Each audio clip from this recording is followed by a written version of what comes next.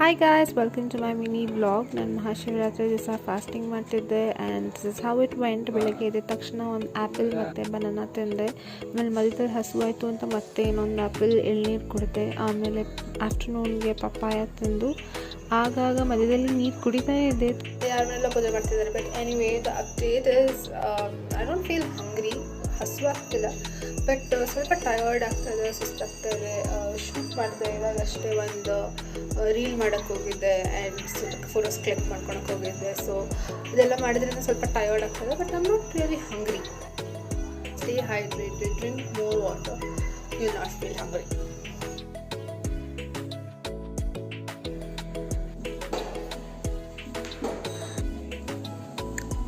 This is my outfit. ಇವಾಗ ನಾನು ಫಾಸ್ಟ್ನ ಬ್ರೇಕ್ ಮಾಡ್ತಾಯಿದ್ದೀನಿ. Let's go have some breakfast.